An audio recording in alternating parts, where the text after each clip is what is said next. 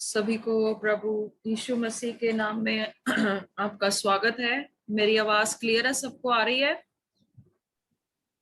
जी जी ठीक है, गुड। सो मैं आशा करती हूँ कि आप सब जन परमेश्वर की दया से सलामत हैं, खुदा की कृपा में बने हुए होंगे। और पिछले बीते समयों में जो हमने अध्ययन सीखे थे उसमें बहुत ही अद्भुत रीति से परमेश्वर ने सिखाया है। अगर आप में से कई लोगों ने जो पिछला अध्ययन मिस आउट कर दिया है तो आप YouTube पर जो सारा अध्ययन है वो देख सकते हैं। वहां पर मैंने सारा जो है अपडेट किया हुआ है। सो आइए आज जैसे गीत जो जबूर आज गाया गया है वो मेरा बहुत फेवरेट जबूर है। वो मैं बहुत पसंद करती हूँ उससे, क्योंकि उस जबूर का यही मतलब है कि हमारी हमारी एग्जिस्टेंस देखिए कितना परमेश्वर ने हमें सेंसिटिवली बनाया है। वो कहता है कि हम भाप की नाई है, हम लोग जो है हमारे जो दिन है वो गलते जाती हड्डियों की तरह होते हैं, बीतते जाते हैं। सो बड़ा अच्छा जबूर है, वो मुझे बहुत पसंद है। और परमेश्वर शायरन को आशीष दे, बहुत अच्छा जबूर गाया है। और सच में दाऊद बादशाह हर वक्त इस बात को अपने जहन में रखता था कि परमेश्वर मुझे मेरे दिनों की समझ दे, मुझे मेरे दिनों का ज्ञान दे कि मेरे दिन कितने हैं। तो सच में बहुत सारे लोग, मैं आज सुबह ही इस बात को सोच रही थी, असफल जीवन जीकर इस दुनिया से चले गए। पर बहुत से कम लोग होते हैं जो वाकया में ही एक सक्सेसफुल लाइफ को जीते हैं, सक्सेसफुल लाइफ को एक्सपीरियंस करते हैं, एक पीसफुल लाइफ को अपने जहन में आगे लेकर चलते हैं। क्योंकि ये दुनिया एक ट्रबल वर्ल्ड है, ये एक ऐसा दलदल है जिसमें जो फंस जाता है वो उसमें धंस जाता है। सो परमेश्वर का धन्यवाद है कि आज आप अध्ययन से बहुत कुछ सीखेंगे। और मैं ये चाहती हूँ कि जितने भी मेरे साथ जुड़े हैं, ये मेरी विनती है कि आप लगातार ऐसे ही जुड़ते रहें, ऐसे ही आते रहें, ताकि आप लोग परमेश्वर के वचन से सीखें और सिखाएं। क्योंकि जब तक आपके जीवन में ये एटीट्यूड नहीं है सीखने का, तो आप किसी को सिखा नहीं सकते। अगर आप ये समझते कि मैंने बहुत कुछ सीख लिया है, तो मैं बताना चाहती हूँ कि परमेश्वर की नजर में आप एक 0%। क्योंकि बाइबल बताती है कि जो मनुष्य के सामने बड़ा है वो परमेश्वर के सामने 0। सो आप अपने आप को 0 पहले ही कर दो कि परमेश्वर की नजर में आप बड़े दिख सको। हालेलुया। सो आओ हम वचन की ओर बढ़ेंगे।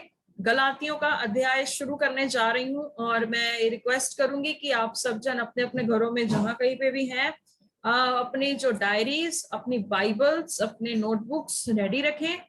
अब हम कैच करने जा रहे हैं स्पीड को, और हो सकता है पॉसिबली तो प्लीज आप वीडियोस ऑन कर लें ताकि मैं आप सबको देख सकूं कि आप सब लोग जो है इंटरेक्ट करते हैं लाइव में। जो क्लास में, ये जो क्लास नहीं कह सकते, परमेश्वर की हजूरी में जो हम सीख रहे हैं उसका जो है एक पार्ट में देखना चाहती हूँ। आप सबकी जो है वीडियोस प्लीज ऑन रखें ताकि मैं आप सबको देख सकूं। आप सब मेरी नोटिस में है, ये मत समझिएगा कि मैं आप में से किसी को देख नहीं रही हूँ, मैं सबको देख रही हूँ। मेरी नजर सब पर है, पर परमेश्वर की नजर आप पर ज्यादा है। आज आप एक इच्छा, मन, एक कहते हैं ना, मन की इच्छा अपने अंदर रखिए कि मुझे आज सीखना है, मुझे समझना है। ये क्या है प्रकाशन, क्या है ये वचन जो मेरे जीवन को बदल देता है। Study on the letter of Paul to the church of Galatia. Galatia की कलीसिया जो है उसके बारे में हम सीखने जा रहे हैं कि गलातिया की कलीसिया, गलेशियंस, हम वहां से अब सीखने जा रहे हैं। गलातिया की कलीसिया को पॉल के पत्र पर अध्ययन जो है गलातियों, आज हम सीखने जा रहे हैं। बहुत ही कॉन्ट्राडिक्टरी चैप्टर्स हैं, इसमें वाद विवाद पौलुस का बहुत दिखता है गैर यहूदियों से और यहूदियों के साथ। जो विश्वास करते थे व्यवस्था पर, मोजाइक लॉ इंग्लिश में से कहते हैं, मोजाइक लॉ। जो यहूदी लोग होते थे पुराने समय के लोग, वो आपको सब जानते हैं, जो बाइबल का नॉलेज रखते हैं, वो तोरा को फॉलो करते हैं। वो 5 किताबें पुराने नियम की फॉलो करते हैं जिसको तोरा कहा जाता है। अगर जो नया है सीखने वाला विश्वासी, तो मैं आपको बताना चाहती हूँ कि तोरा, TORAH, तोरा होता क्या है?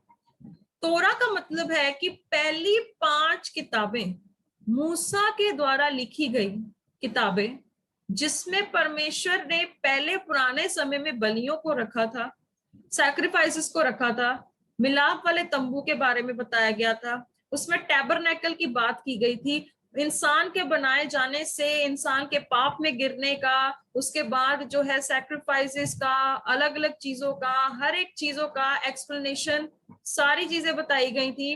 वो सभी चीजों को बताया गया था तोरा में। और तोरा में कौन सी किताबें आती हैं आप सबको पता ही है, जेनेसिस, लेविटिकस, एक्सोडस, नंबर्स, ड्यूट्रोनॉमी।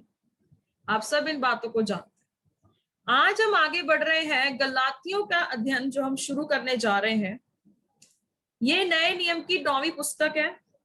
ये गलातियों का प्रारंभ, ये जो गलातियों की जो है टीचिंग जो हम स्टार्ट कर रहे हैं, गलातियों में कई प्रारंभिक ईसाई समुदायों के लिए पौलुस का एक पत्र है। मैं इसको इंग्लिश में बताऊंगी, कह सकते हैं the first letter to the early church, 49 to 50 AD के बीच में जब पौलुस ने अपनी यात्रा शुरू की थी, तो वहां पर पहली लेटर गलातियों से शुरुआत की जाती है, कोरिन्थियों के बाद।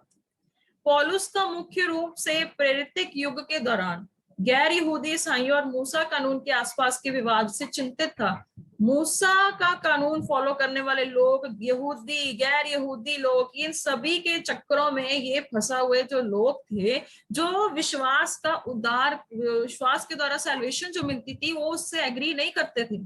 वो एग्री करते थे कि मूसा का कानून सबसे उत्तम है, मूसा के कानून के द्वारा सब काम करेंगे, जो मूसा कहता है वो सही है, वो उसी को फॉलो करते लोग थे। और पौलुस इस बात के लिए वाद विवाद करता रहता था। वो जो है आगे आप जब प्रेरितों के काम का मैं जो कॉन्टेक्स्ट दूंगी आपको पता लग जाएगा। पौलुस का तर्क है कि अन्य जाति गलातियों को मूसा के कानून के सिद्धांतों का पालन करने की आवश्यकता नहीं है। पौलुस का ऑब्जेक्टिव क्या था कि आप लोगों ने जो कानून है, व्यवस्था है, जो लॉज माने जाते हैं, भाई आपने उसको फॉलो करना नहीं है। विशेष रूप से धार्मिक पुरुष खतना, मसीह के जो कह सकते हो ना कि मिस्ट्रीज, रहस्य ओदे घाटन के प्रकाश में कानून की भूमिका के संदर्भित करके, मीन्स इसका मैं इंग्लिश में बताती हूँ कि सर्कमसिशन चलती थी पुराने समय में, खतना होते थे, बलियां होती थी। कहता आपको इन चीजों को फॉलो करने की जरूरत बिल्कुल नहीं है। जो मूसा के टाइम पे जो परमेश्वर ने रेवलेशन दिया, जो प्रकाशन दिया है, उन चीजों को फॉलो करने की जरूरत नहीं है। सिर्फ एक ही चीज है कि सैल्वेशन मिलती है तो विश्वास से मिलती है। ये था स्टार्टिंग ऑफ द चैप्टर। मैंने आपको बताया है कुछ 4-5 चीजें मैं दोबारा रिपीट करती हूँ कि गलातियों का जो 9वीं पुस्तक है वहां पर है। सेकेंडली, गलातियों की पुस्तक पहली पुस्तक थी जो अर्ली चर्च के टाइम में 49 टू 50, आई थिंक 40 एडी से 50 के एडी के अर्ली चर्च टाइम में फर्स्ट बुक लिखी गई थी, गलेशियंस। और उसमें एक पॉइंट था कि यहाँ पे वाद विवाद बहुत होता था, यहाँ पर जो थे बहुत सारी डिस्कशंस होती थी, डिबेट्स होती थी, और वही चीज से पौलुस बहुत तंग और परेशान था। पौलुस का मेन ऑब्जेक्टिव था कि भाई ये खतना से कोई लोग बचाए नहीं जाते हैं, पर इनका मेन बचाए जाने का क्या मकसद था? सैल्वेशन। किससे सैल्वेशन होती थी? विश्वास के साथ। आगे देखेंगे, अब आगे बढ़ते हैं। ये देख लीजिए, आपके सामने एक इमेज है जो मैंने रखी हुई है, और इस इमेज को मैंने जो रखा हुआ है, इस इमेज में आप देख सकते हैं पौलुस के पत्री गलातियों का मैन्युस्क्रिप्ट। बहुत मुश्किल से ये फोटो मुझे मिली है, very very difficult to find it out. ये ढूंढना बहुत ज्यादा मुश्किल था, क्योंकि ये जो है ओरिजिनल मैन्युस्क्रिप्ट इनका मिलना नामुमकिन होता है। क्योंकि आप देख सकते हैं पौलुस के द्वारा लिखी हुई पत्री गलातियों का मैन्युस्क्रिप्ट। और आपको मैं बताना चाहती हूँ कि ये जो पेपर भी यूज होता था, इस पेपर का नाम था पैपिरस 46। पैपिरस 46 पेपर पर पौलुस के द्वारा पत्री गलातियां लिखे गया था। और ये जो पेपर था, इसका जो मेन कह सकते हो इसका बनाया जाना, पेपिरस प्लांट, आप क्या जो साइंस वाले स्टूडेंट्स हैं वो अपने गूगल पे सर्च कर सकते हो कि पेपिरस प्लांट जो होता है वो इजिप्ट में मिलता है, नाइल में मिलता है, ग्रीस में उगता है, बड़ी जगह पे उगता है। और ये जो प्लांट होता है स्पेशली ये यूज होता था पेपर बनाने के लिए पुराने सदियों में। और ये जो पेपिरस था ये मटेरियल था एशियन टाइम्स में, जब कॉपीज नहीं होती थी, नोटबुक्स नहीं होती थी, तो उस समय में ये पेपिरस प्लांट से बने हुए पेपर्स पर मैन्युस्क्रिप्ट्स लिखे जाते थे। ये बहुत ही हिस्टोरिकली साइंटिफिकली प्रूवन इंफॉर्मेशन मैं दे रही हूं कि पॉलुस की पत्रियां ज्यादातर पेपिरस प्लांट के बने हुए पेपर्स पर लिखा गया था। और ये बहुत जल्दी लिखा गया था अर्ली स्टेज ऑफ चर्चेस में, अर्ली चर्चेस की स्टेज में जूइश लोगों को ये लिखा गया था, क्योंकि वहां पर जो थे मेजॉरिटी, आपको मैं बताना चाहती हूँ कि वहां पर की जो मेजॉरिटी थी वो कौन थी, जूइश। जो जूइश लोग होते थे वो जूइश लोगों की जो ज्यादा मेजॉरिटी पाई जाती थी गलातियों। आगे बढ़ते हैं, पॉलुस की यात्रा। अब आप देख सकते हैं मैंने ये मैप ढूंढा है। अब पॉलुस की हिस्टोरिकली जर्नी की शुरुआत सदर्न गलेशिया से स्टार्ट होती है यूरोप में। सदर्न गलातिया से शुरू होते हुए ये आगे जाते जाते कहां पहुंचता है, एफिसुस। ये ऐसे ही आप देख सकते हैं घूम फिर के ये जो है सारी जर्नी एक्सप्लेन की गई है। आगे की जो कॉन्टेक्स्ट होगा, आगे जो होगा वो आप सबको एक्सप्लेन किया जाएगा। इसीलिए पॉलुस की जो पहली जर्नी थी, अगर रेफरेंस में बताती हूँ प्रेरितों के काम, उसकी 13 बाब 1 से 14 नंबर आयत और 28 नंबर आयत में आप पॉलुस की पहली यात्रा की इंफॉर्मेशन देख सकते हैं, सदर्न गलातिया से जो स्टार्ट हुई थी। दूसरी जर्नी उसकी प्रेरितों के काम 15 की 35 में जब आप देख सकते हैं, वहां पर उसकी सेकंड और थर्ड जर्नी उसकी स्टार्ट होती है प्रेरितों के काम, पंजाबी में कहते हैं रसूला दे करतब, 15 की 35 और 18 की 23, ये तीसरी जर्नी। मैं दोबारा बोल देती हूँ, पॉलुस की यात्रा पहले सदर्न गलातिया से शुरू होती है, सदर्न गलातिया से शुरू होती है, वहां पर उसका कॉन्टेक्स्ट है book of Acts chapter 13 verse 1 to 14, 28। Second journey की शुरुआत होती है book of Acts chapter 15 verse 35। Third journey की शुरुआत होती है एक्ट्स चैप्टर 18 वर्स 23। अब आई बिलीव आपको ये क्लियर हो गया होगा। ये आप मैप देख सकते हैं, यहाँ पर जो है उसकी एंटीओक, सीरिया, जो बाकी जो भी है वो जर्नी आगे एक्सप्लेन की जाए। अब यहाँ पर मैंने पहले ही आपको बता दिया था कि majority of scholars agree that Galatians was written between late 40s and early 50s।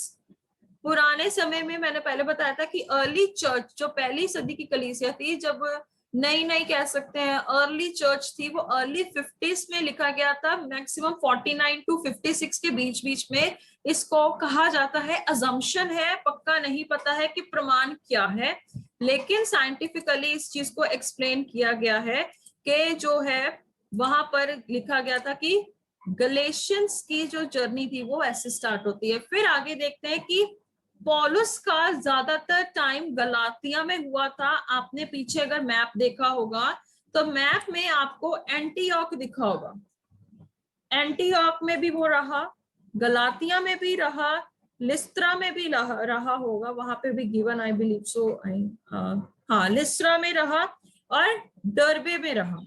क्योंकि आप देख सकते हो यहाँ पे सब कुछ मेंशन्ड है कि पॉलुस ज्यादातर कहाँ रहता था, एंटीओक, लिस्त्रा, डरबी। एंटीओक में उसने काफी टाइम जो अपने मिशनरी जर्नीज को किया है। अब यहाँ पर एक है माइनॉरिटी ऑफ स्कॉलर्स का, एक गलातिया का बताया गया है कि Celtic people northern Asia minor, मतलब एशिया के नॉर्दर्न साइड पे, ऊपर की साइड पे सेल्टिक पीपल रहते थे। मैं आपको बताती हूँ कि सेल्टिक पीपल होते क्या थे। पुरानी सदी में इंडो यूरोपियन लोग जो होते थे, जो कॉन्ट्राडिक्ट मतलब वाद विवादक लोग, जो इंडो यूरोपियन लोग होते थे, वो वाद विवाद बहुत करते थे, तभी उन लोगों को सेल्टिक पीपल का नाम दिया जाता है। आप हिस्ट्री विकिपीडिया में इसकी पढ़ सकते हो, बहुत इंटरेस्टिंग है। वो कोई आपको, मैं ये यंग पीपल जितने भी हैं, मैं आप सबको इनकरेज करना चाहती हूँ कि भाई आप हिस्ट्री के जो विकिपीडिया पे पढ़ के देख लो, इतनी हिस्ट्री मिलेगी बाइबल की, और कोई भी चीज आपको बोर नहीं करती। सो मैंने बताया कि सेल्टिक पीपल होते कौन से, इंडो यूरोपियन के जो लोग होते हैं, जो वाद विवादक लोग होते हैं, उनको सेल्टिक पीपल कहा जाता है। अब यहाँ पर मैंने ये देख सकते हो, पत्रस, उसके सब तमाम चेले, पौलुस वहां पर था, और वहां एक वाद विवाद चलता था। प्रेरितों के काम 15 की 1 से 21 मैंने डिस्प्ले किया हुआ है, आप सब लोग देख सकते हैं। फिर कितने लोग यहूदिया में आकर भाइयों को सिखाने लगे कि यदि मूसा की रीति पर तुम्हारा खतरा ना हो तो तुम उद्धार नहीं पा सकते।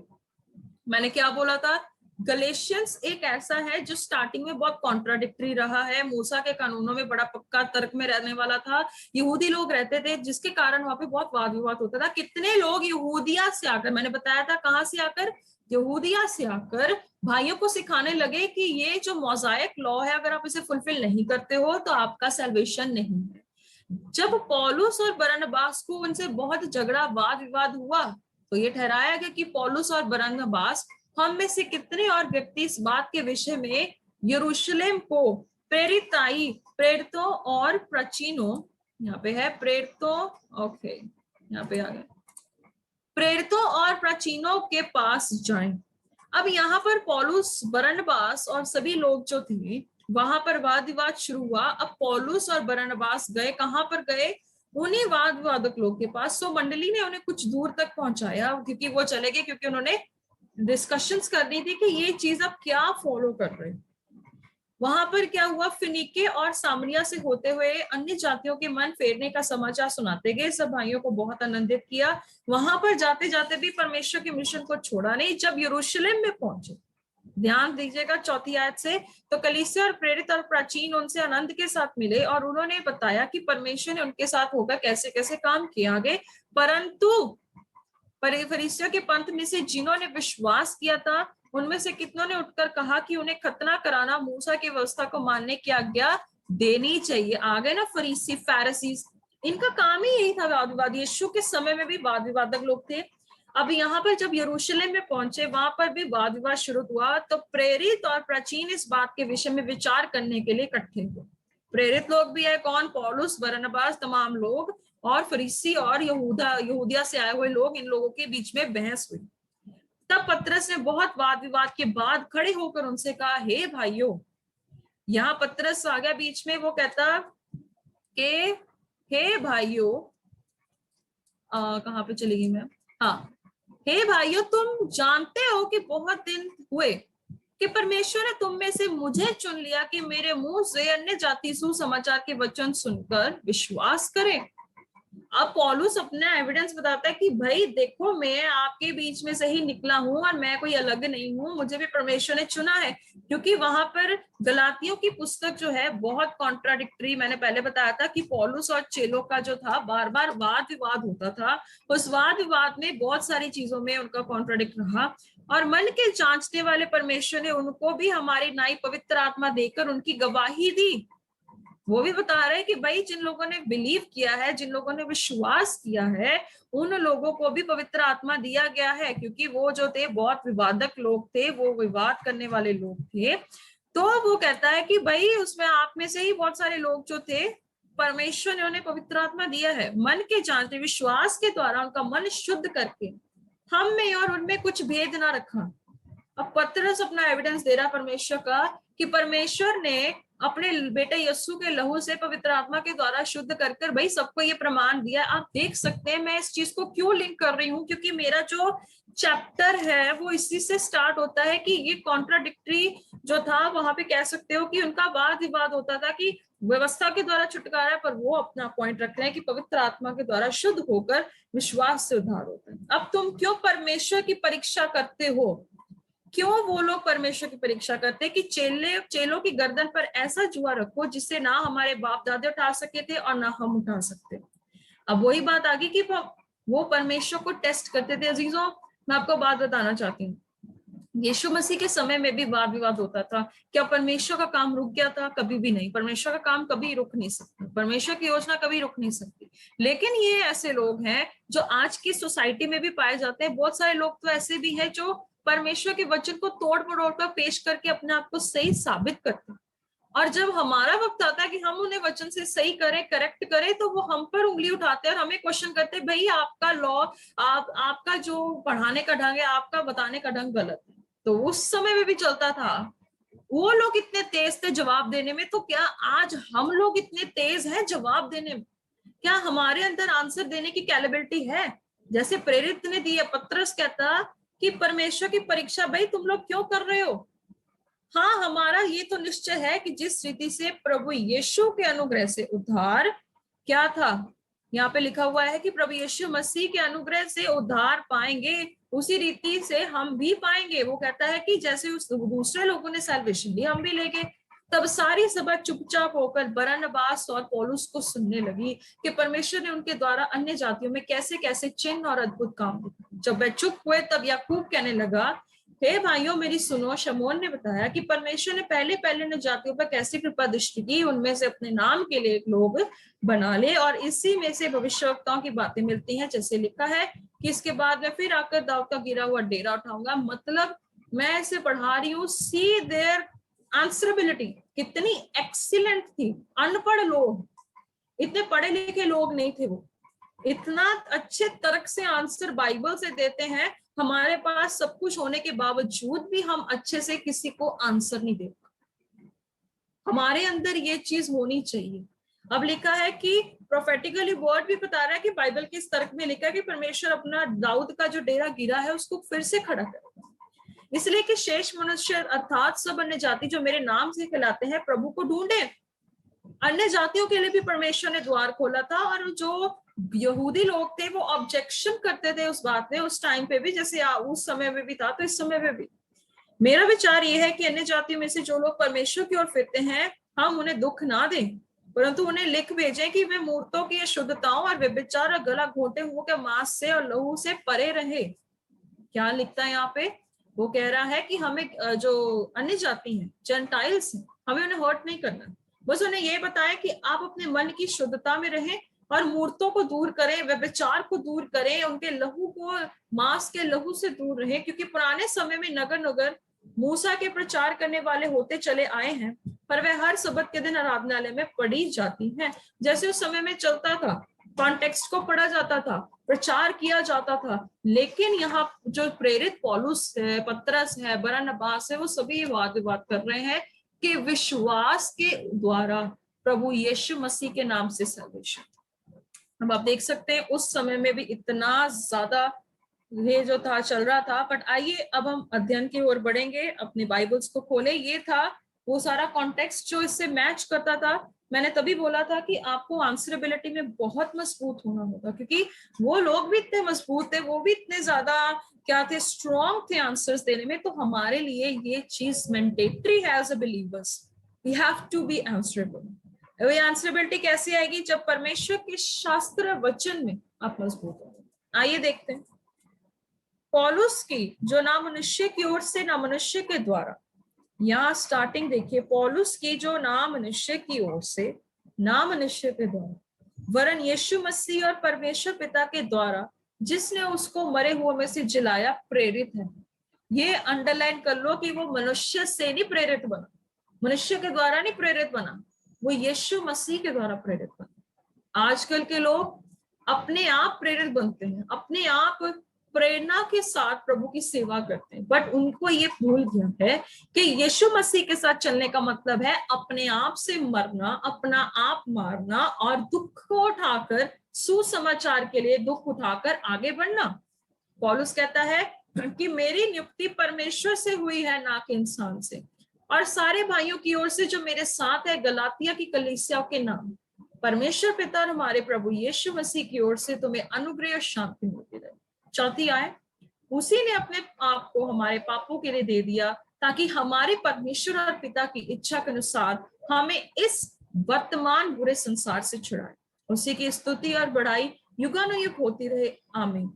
मुझे आश्चर्य होता है कि जिसने तुम्हें मसीह के अनुग्रह से बुलाया उससे तुम इतनी जल्दी फिरकर और ही प्रकार के सुसमाचार के ओर झुकने लगे, परंतु वह दूसरा सुसमाचार है ही नहीं। पर बात यह है कि कितने ऐसे हैं जो तुम्हें घबरा देते और मसीह के सुसमाचार को बिगाड़ना चाहते हैं। परंतु यदि हम या स्वर्ग में से कोई दूत भी उस सुसमाचार को छोड़ जो हमने तुमको सुनाया है, कोई और सुसमाचार तुम्हें सुनाए तो श्रापित है। जितना अंडरलाइन किया है ये बहुत पावरफुल। पौलुस की स्टार्टिंग होती है कि मेरा नियुक्त होना किसी इंसान से नहीं। अब आप पे क्वेश्चन आता है, जब यीशु मसीह ने आपको चुना, आपको अपनी इच्छा में बुलाया, तो आपको उस दिन से समझने की जरूरत है कि मेरी सेवकाई, मेरी अपॉइंटमेंट, मेरा इस धरती पर आना, मेरा जीना, मेरा प्रभु के पास पहुंचना, सब कुछ परमेश्वर से ही होगा। मेरी हर सप्लाई, मेरी हर जरूरत, मेरा सब कुछ प्रभु यीशु मसीह से होगा। सो ये जो चीजें हैं आपने देख ली है, अंडरलाइंड है, इन्हीं पर हम सब बात करने वाले हैं। अब आप ये इमेज देख सकते हैं कि परमेश्वर ने इंसान को बनाया, और आगे देख सकते हैं कि एक सेवक प्रचार कर रहा है यीशु मसीह का। तो आगे बात आती है, जब परमेश्वर ने आपको बनाया तो आपकी नियुक्ति किसी के मनोरंजन के लिए नहीं, पर परमेश्वर के लिए, परमेश्वर के द्वारा, परमेश्वर के साथ काम करने के लिए किया गया। ये बहुत पावरफुल लाइन है। जब परमेश्वर ने आपको बनाया है, आपकी नियुक्ति किसी मनुष्य के मनोरंजन के लिए नहीं है, परमेश्वर के लिए है, परमेश्वर के साथ है, परमेश्वर के द्वारा काम करने के लिए आपको बुलाया। आप सोचते होंगे कि बहुत सारे लोग अपने प्राणों को बेचकर प्रभु का काम करते हैं। कई लोग अपने प्राणों को बेचकर शैतान को बेच देते हैं, मसीह का टैग लगाकर वो काम करते हैं। नहीं, पर जब आपको परमेश्वर ने अपने स्वरूप में बनाया, तो ये 4 लाइनें, तीन चार लाइनें आपको याद रखनी है। मेरी नियुक्ति किसी इंसान के मनोरंजन के लिए नहीं है, मेरी नियुक्ति परमेश्वर के लिए है, मेरी नियुक्ति परमेश्वर के साथ की गई है, मेरी नियुक्ति परमेश्वर के द्वारा ही की गई है, और मेरी नियुक्ति परमेश्वर के लिए काम करने के लिए। हालेलुया, आपको ये समझना होगा। तो आगे आता है, आज जांचे कि आपका चुनाव किसकी ओर से हुआ है। पौलुस कहता है कि मेरा चुनाव किसी इंसान से नहीं, पर यीशु मसीह से हुआ है। जिसने मरे हुओं में से जलाया है, मैं उसी का प्रेरित हूँ। हो सकता है कि आज आप प्रेरिताई किसी मनुष्य के अंडर करते हो, आप सेवा किसी के अंडर करते हो, वो क्या है, परमेश्वर ने आपको ऐसा पोजीशन दी है। बट हर एक चीज में आपको चेक करना है किसने आपको चुना है। क्या आपका चुना जाना परमेश्वर से था? वेरी गुड, अच्छी बात है, आपको चुना है परमेश्वर ने, वेरी नाइस। लेकिन आपके काम, आपकी सेवा, आपका बोलचाल, आपका चरित्र, आपका पहनावा, वो दिखाता ज्यादा है कि आप किसके द्वारा चुने हैं। क्योंकि परमेश्वर का वचन एक जगह बोलता है कि खुदावंद, जिस समय में बनाया गया था मेरी माँ की कोख में, तो परमेश्वर जब मेरी हड्डियां धरती में बन रही थी तो देख रहा था, सब कुछ तूने अपनी किताब में दर्ज कर दिया। आपने खुदा के पास जब थे, उस समय में जब आप बनाए जा रहे थे, परमेश्वर को पता था कि मैंने इस व्यक्ति को इस समय पर इस जगह पे भेज के अपने काम को लेके मैंने उसे अपने पास बुलाना है। और वो जगह भी इस जगत की उत्पत्ति से पहले नियुक्त थी कि आपने स्वर्ग में या नरक, वो क्या है, वो परमेश्वर ने आपके लिए पहले किया। हालेलुया। सो आप मुबारक लोग हैं कि आप परमेश्वर को जानते। आपके प्रचार का मकसद कौन, क्या और क्यों। अब दोबारा ये लाइन को देख सकते हैं, मैंने ये जो लिखा है, आपके प्रचार का मकसद कौन है, वो क्या है, और वो ही क्यों है। आप प्रचार करते हैं किसी की जो सिफत करने के लिए, प्रेस करने के लिए, वो भी प्रीच कर रहे हो, किसी इंसान को ऊंचा कर रहे हो, you are doing that same thing. आपका प्रचार का मकसद क्या है, वो कौन है व्यक्ति, और उसका प्रचार करने का मकसद क्या है। जब आप संडे को चर्च जाने के लिए तैयार होते हो, ऑनलाइन सर्विस करते हो, उसमें ये 3 क्वेश्चंस आपके मन में होने चाहिए। मेरे प्रचार करने का मकसद कौन है, मेरे प्रचार करने का मकसद क्या है, और मेरे प्रचार करने का मकसद वही क्यों है। जब पौलुस बोलता है कि क्या है, सारे जो है क्या लिखा है कि उसी के द्वारा मेरा चुनाव हुआ है। और वो कहता है कि मैं किस चीज का प्रचार, उसकी शुरुआत होती है 4वीं आयत में, उसी ने अपने आप को हमारे पापों के लिए दे दिया। पौलुस की शुरुआत कौन है? मसीह है। और क्या है कि उसने हमारे पापों के लिए दे दिया है। और क्यों है? ताकि हमारे परमेश्वर और पिता की इच्छा के अनुसार हमें इस वर्तमान बुरे संसार से बचाए। क्यों वो प्रचार का मकसद, वो क्यों हाईलाइट कर रहा है, वो क्यों ऐसे प्रचार करता है? कहता है कि जब मैं दलेरी से प्रचार करता हूं तो वही परमेश्वर आपको बुरे संसार से भी बचाएगा। अब पौलुस का मकसद 1 कुरिन्थियों 1:23 में लिखा है, परंतु हम तो उस क्रूस पर चढ़ाए हुए मसीह का प्रचार करते हैं। क्या करते हैं? क्रूस पर चढ़ाए गए मसीह पर विश्वास। ना ब्लेसिंग, ना प्रोस्पेरिटी पे, ना मिरेकल्स पे, ना सुपरनैचुरल एनकाउंटर्स पे, ना कुछ ऐसी रेवलेशंस पे। वो कहते हैं कि जिस प्रभु यीशु को क्रूस पर चढ़ाया गया, मैं उसी का ही प्रचार करता हूँ। हालेलुया। तो यहाँ आता है, आज किन बातों का प्रचार हो रहा है?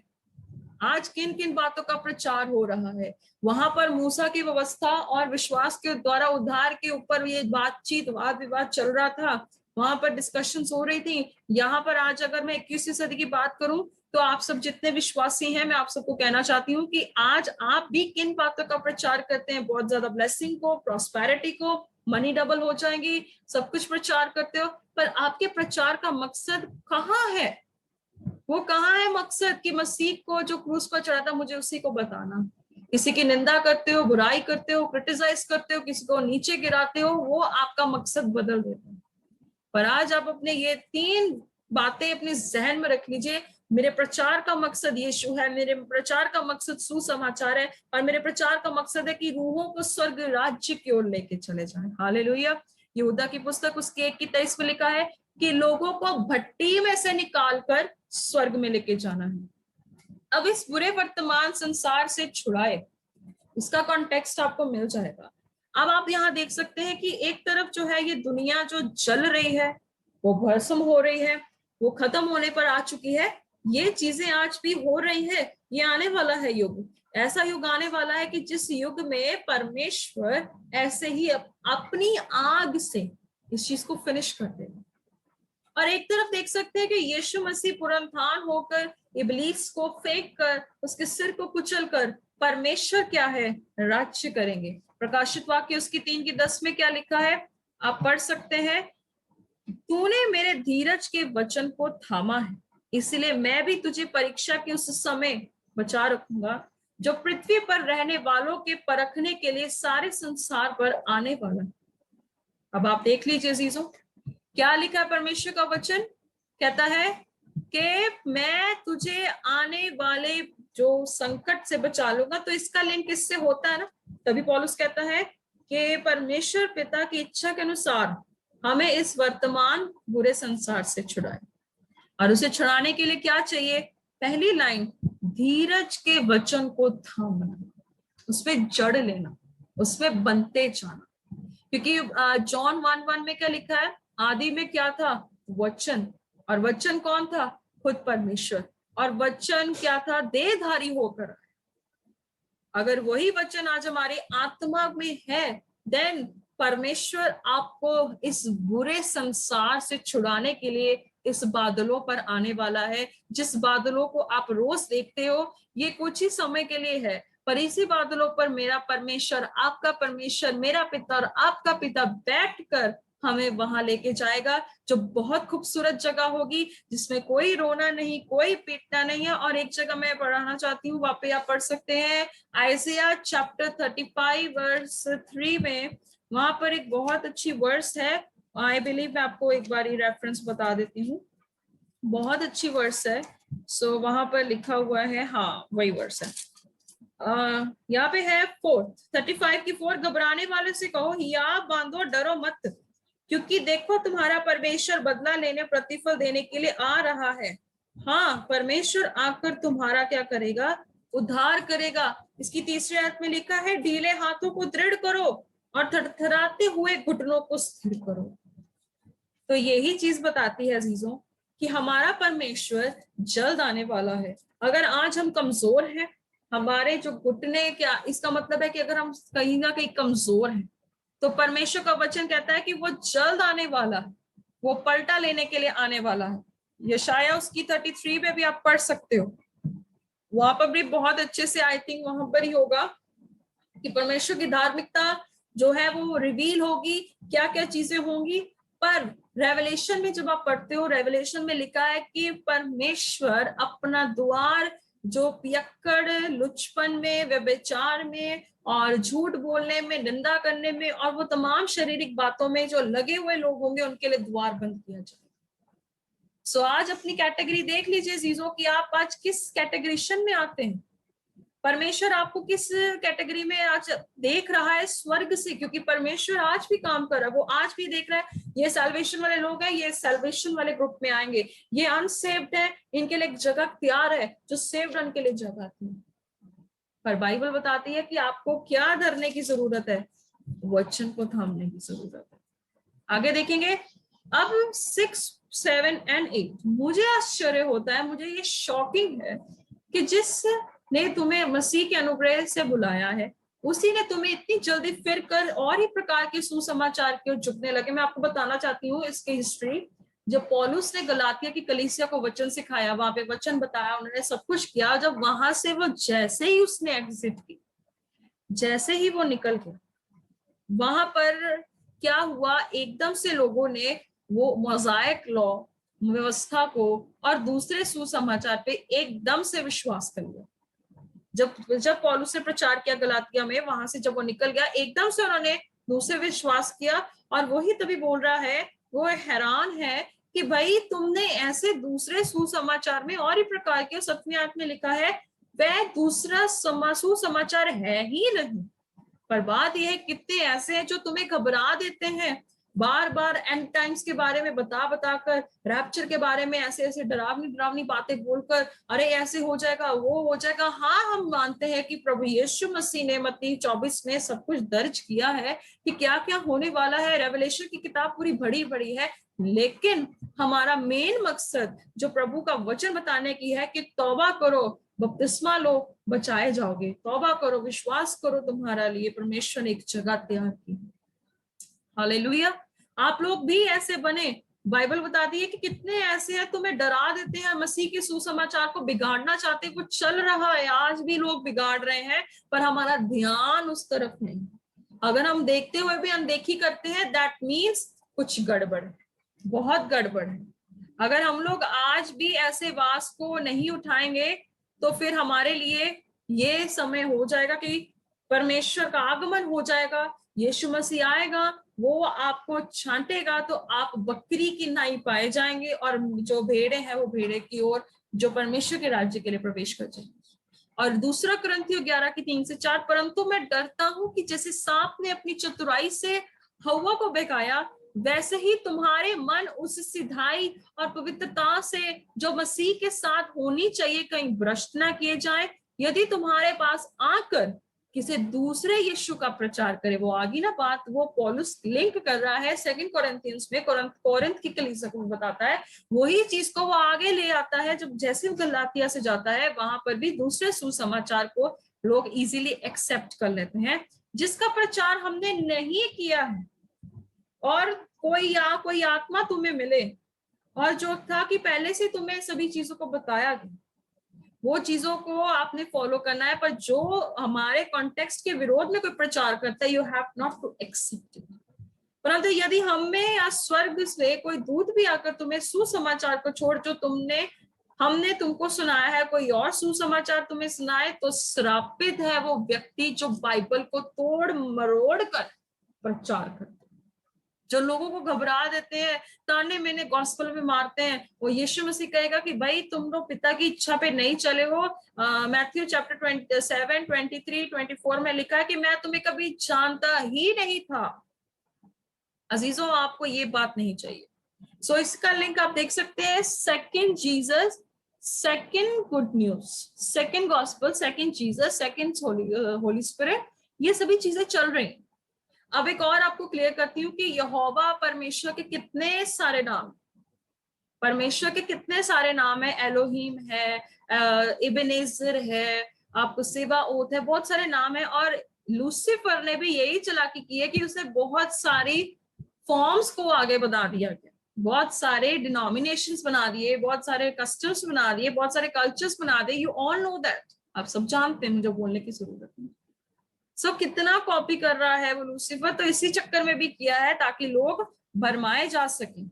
और मत्ती की पुस्तक 24 के 24 में क्या लिखा हुआ है, आप पढ़ सकते हैं, क्योंकि झूठे मसीह और झूठे भविष्यवक्ता उठ खड़े होंगे और बड़े चिन्ह और अद्भुत काम दिखाएंगे कि यदि हो सके तो चुने हुओं को भी भरमा दे। मैं जानती हूँ ऐसे लोगों को कि बहुत सारे भरमा चुके थे, लेकिन परमेश्वर ने सही वक्त पर अपने लोगों को भेजा कि लोग भरमाए ना जा सके। हालेलुया।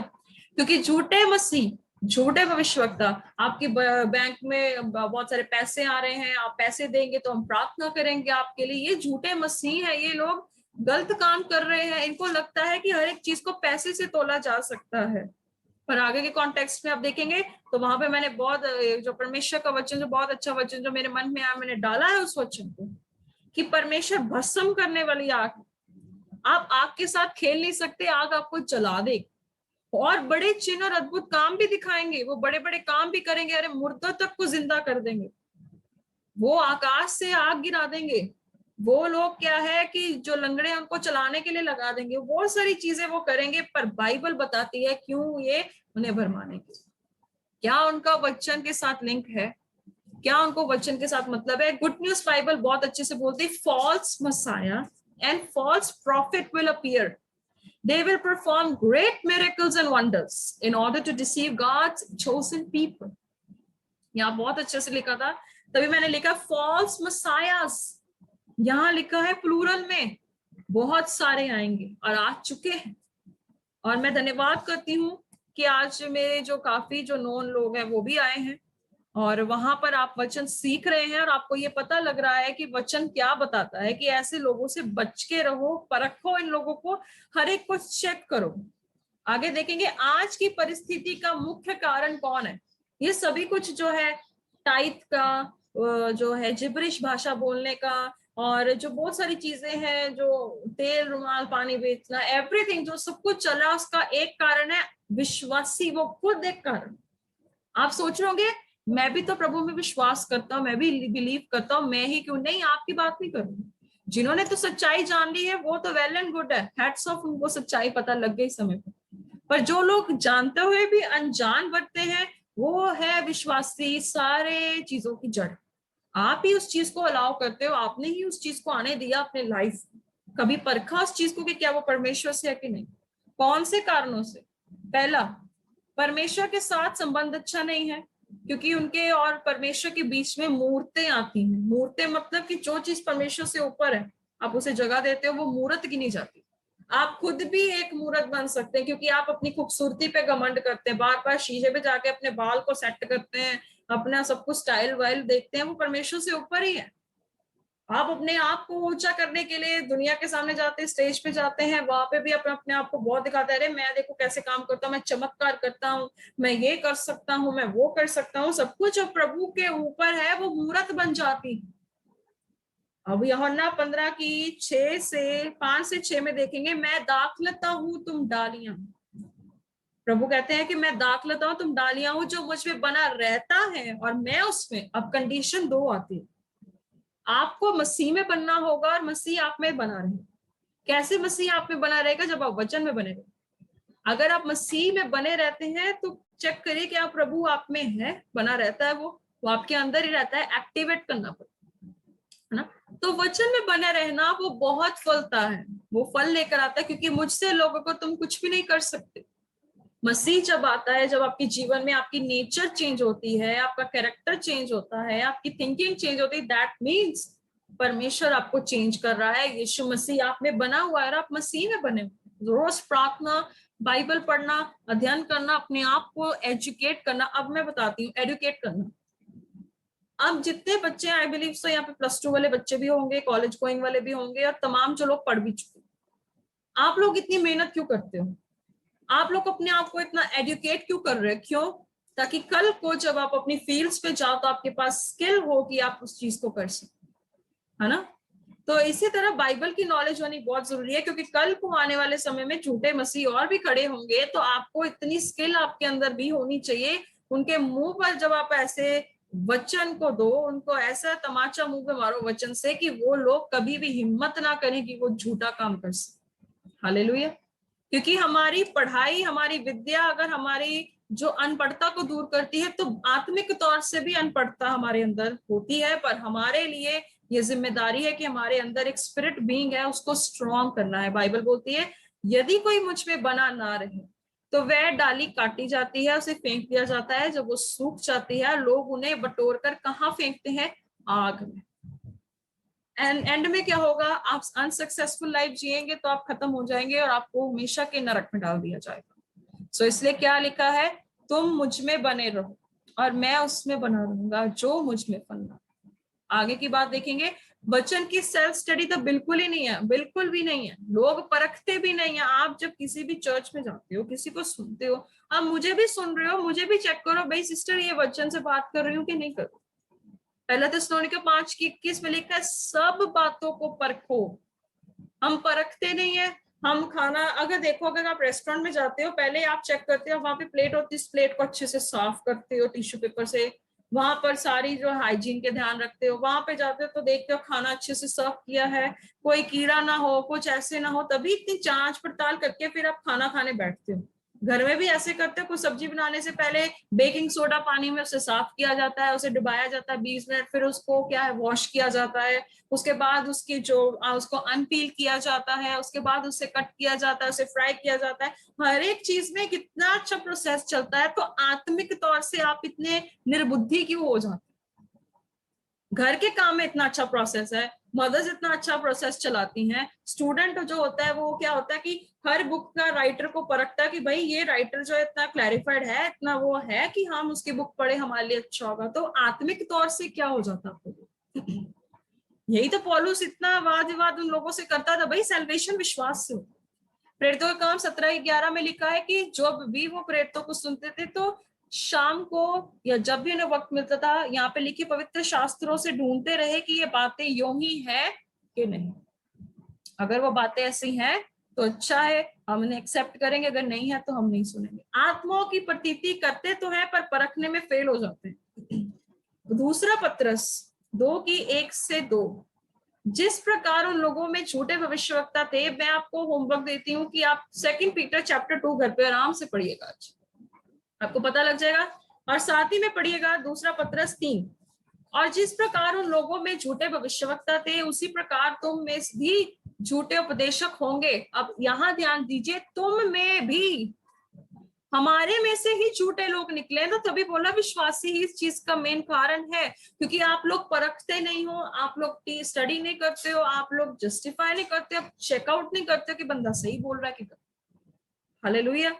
आप लगता है कि वो बंदा मेरा अच्छा वाकफ है, मैं उसके पास जाऊंगा, वो मेरे लिए प्रेयर करेगा, मेरे लिए वो एडवोकेट बन जाएगा, मेरी उसकी सिफारिश चल जाएगी। ये दुनिया का सिस्टम नहीं है अजीज। परमेश्वर का राज्य दुनिया के सिस्टम से नहीं चलता, और पर जो दुनिया का सिस्टम है वो परमेश्वर के राज्य के अनुसार नहीं चलता। आप देख सकते हो मैंने सही बोला कि गलत बोला? आप जैसा सिस्टम परमेश्वर के साथ चलाना चाहते हैं, प्रभु वैसे नहीं चलता, और ये दुनिया भी उसके सिस्टम में नहीं चलती, चाहे वो बनी उसके द्वारा। बात कर रही हूँ जो आत्मिक तो, I am talking about spirituality. और वहां लिखा है कि वो एक और चीज लिखी है कि वो जो है नाश की पखंड के उद्घाटन छिप छिप के करेंगे और उस स्वामी को भी तुच्छ जानेंगे। वो क्या है? उसका इनकार करेंगे जिसने उनको मोल लिया है, यीशु का भी इनकार करेंगे। और वो क्या है? वो लुचपन करेंगे, वो गलत काम करेंगे, वो कर भी रहे हैं आजकल, हो भी रहा है। बट सॉरी टू से आप लोग जो है परखने में जीरो हो जाते हैं, आप लोग भी इस जाल में आ जाते हैं। लेकिन I thank to the Lord, परमेश्वर ऐसे लोगों को भेज रहा है जो आज भी खरी शिक्षा देते हैं। अब यूहन्ना की पुस्तक पहला यूहन्ना 4:1 में लिखा है, हे प्रियो, हर एक आत्मा की प्रतीति ना करो, वरन आत्माओं को परखो कि परमेश्वर से है कि नहीं, क्योंकि बहुत से झूठे भविष्यवक्ता जगत में निकल खड़े हुए हैं। अब वो बार बार बोलता है कि आप आत्माओं को परखो, आत्मा को चेक करो, आत्मा को टेस्ट करो। आप यही कहाँ से टेस्ट करो? Through the word of the Lord, परमेश्वर के वचन से आप उन्हें चेक कर सकते हो। अब आप देख रहे हो कि ये एक वॉलपेपर है फायर की। समझौते का जीवन जीना और मसीह को हल्के में लेना, ये नेक्स्ट पॉइंट है इसका, कि समझौता करना, कॉम्प्रोमाइज करके जीना, कोई बात नहीं, यीशु मसीह मेरे हाथ में है, मेरी वो दुआ को सुनेगा। नो नो नो नो, ऐसा नहीं होगा। आप हर एक चीज में पैसा कमाते हो, हर एक चीज में कॉम्प्रोमाइज करके जीते हो, मसीह को अपने हाथ में कठपुतली की तरह लेते हो, जबकि वो एक आग है, भस्म करने वाली आग। इब्रानी 10:31 यही वचन के बारे में बात करी थी। जीवित परमेश्वर के हाथों में पड़ना भयानक बात है। अब आप सोच रहे होगे, मुझे लगता है बहुत से लोगों के दिमाग में भी बात चल रही होगी, अरे ये वैसे व्यक्ति काम कर रहा था, ये वैसे काम कर रहा था, पता नहीं क्या होगा इसका। पर मैं आपको बताना चाहती हूँ कि वो जीवित परमेश्वर के हाथों में पड़ चुके हैं, और ये बहुत भयानक बात है। परमेश्वर क्या करेगा खुदा ही जाने। आपको बस अपने दौड़ को सफलता से पूरा करना है। इस कारण हम इस राज्य को पाकर जो हिलने का नहीं है, उस अनुग्रह को हाथ से ना जाने दें। अब सैल्वेशन को खोना नहीं है। Hebrews chapter 3 verse 1 वर्स से आप आगे पढ़ोगे तो वहां लिखा है कि बहुत सारे लोग अपना सैल्वेशन खो सकते हैं। यस, बपतिस्मे के बाद आप अपना उद्धार पक्का कर चुके, ये कोई गारंटी नहीं है, क्योंकि आपका पाप का जीवन फिर से आ सकता है और आप फिर से गिर सकते हैं। पर गारंटीड कैसे होगा? जब आप वचन के साथ बने रहते हैं, जिसके द्वारा हम भक्ति भय सहित परमेश्वर की ऐसी आराधना कर सकते हैं जिससे वह प्रसन्न होता है। परमेश्वर को खुश करने वाली आराधना दीजिए, क्योंकि हमारा परमेश्वर क्या है? कंज्यूमिंग फायर है, भस्म करने वाली आग है। अब आगे देखेंगे जो वर्सेस आगे हैं, मेरे साथ बने रहना, जितने भी 7-8 जने हैं बने रहें। जैसा हम पहले कह चुके हैं वैसा मैं अब फिर कहता हूँ, पौलुस 2 बार दोहराता है कि सुसमाचार को छोड़ जिसे तुमने ग्रहण किया है, कोई और सुसमाचार सुनाता है तो श्रापित है। अब मैं मनुष्य को मनाता हूँ या परमेश्वर को? क्या मैं मनुष्य को खुश करना चाहता हूँ? अब यहाँ लिखता है, यदि मैं अब तक मनुष्य ही को प्रसन्न करता रहा तो मसीह का दास न हो। अगर मैं आज यहाँ तक पहुंची हूँ, मैं दुनिया को खुश करने के लिए अपनी खूबसूरती तक बेच सकती थी, पर मैंने प्रभु के साथ चलने का फैसला किया, and that's why I am here. दुनिया मुझे नहीं पसंद करती, दे हेट मी। मेरे अपने घर वाले मुझे पसंद नहीं करते, पर प्रभु तो पसंद करते हैं। मुझे प्रभु को खुश करना है, मुझे इंसान से कोई मतलब नहीं। मैं अपने अंदर ये धारा बना के चली कि एक दिन आपको अकेले ही सारी दुनिया आपको छोड़ देगी, सारी दुनिया। उस समय कौन होगा? आप और खुदा। तो ये मेंटालिटी अपने अंदर आज से लेके चलो, एक दिन ये सभी मेरे से दूर हो जाएंगे, एक दिन मैं अकेले पड़ जाऊंगी, पर मैं तब भी अकेली नहीं होंगी, मेरे साथ यीशु मसीह होगा। हालेलुया। आप स्तुति कर सकते, खुदा का धन्यवाद दे सकते हैं। हे भाइयों, मैं तुम्हें जताए देता हूँ कि जो सुसमाचार मैंने सुनाया है वह मनुष्य का ऐसा नहीं है, वो इंसान का नहीं है, वो प्रॉस्पेरिटी नहीं है, वो सब कुछ ऐसा नहीं है। वो बड़ा पौलुस बहुत बोल्ड था अपने गॉस्पल को, क्योंकि वो परमेश्वर का एनकाउंटर कर चुका था, वो खुदा को देख चुका था, वो यीशु को देख चुका था, और उसी के कारण उसके दिल में इतनी उमंग थी कि मुझे मसीह के अलावा किसी के बारे में बताना नहीं। इतना पैशनेट था, ही वाज सो पैशनेट। आपका पैशन खत्म कब होता है? जब आप दुनिया की डरने वाली बातों को सुनने लग जाते हैं, अरे ये हो जाएगा, अरे वो हो जाएगा, अरे मैं नाश हो जाऊंगा, अरे मेरे सैल्वेशन को। आपको वचन में बनने की जरूरत है। आप इंसान को क्यों खुश कर रहे हैं? आप तैयार होते हैं अपनी खूबसूरती इंसान को दिखाने के लिए, होता है अंदर की खूबसूरती को जो। हालेलुया। ऐसा आप अपने आप को बनाइए। आप 25,000 का ड्रेस डाल के दुनिया को क्या प्रूफ करना चाहते हैं? आप मनुष्य को खुश करना चाहते हैं, पर परमेश्वर को कौन खुश करे? बाइबल बताती है, भजन संहिता में एक जगह लिखा है कि परमेश्वर पृथ्वी पर देखता है कि कौन उसकी इच्छा पर चले। पर अफसोस, क्या परमेश्वर को ऐसे लोग मिलते हैं? सवाल आप पर मैं डालती हूँ, क्या परमेश्वर को ऐसे लोग मिलते हैं कि नहीं मिलते? क्या आप वैसे हैं कि नहीं है? क्या आप परमेश्वर के लिए ऐसे बनते हैं कि परमेश्वर के खोजी हो सके? Hallelujah, praise the Lord. तो इसलिए मैं बता रही हूँ कि परमेश्वर आज भी लोगों को ढूंढता है, आज भी वो इस एक कहते ना वेट में है कि परमेश्वर अपने वादे के अनुसार मेरे ऊपर अपनी करुणा बनाए रखे। परमेश्वर वादों का सच्चा परमेश्वर है।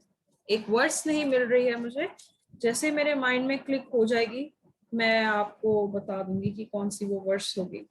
सो इसीलिए 11वीं आयत में हम 12वीं आयत में देखते हैं, 12वीं आयत में देखते हैं कि वह मुझे मनुष्य की ओर से नहीं पहुंचा, ना मुझे सिखाया गया, पर यीशु मसीह के प्रकाश से मिला। अब मैं क्या बोल रही हूँ यहाँ पर? यहाँ पे लिखा हुआ है कि वो कैसे प्रकाशन से पहुंचा? परमेश्वर के प्रकाशन से पहुंचा।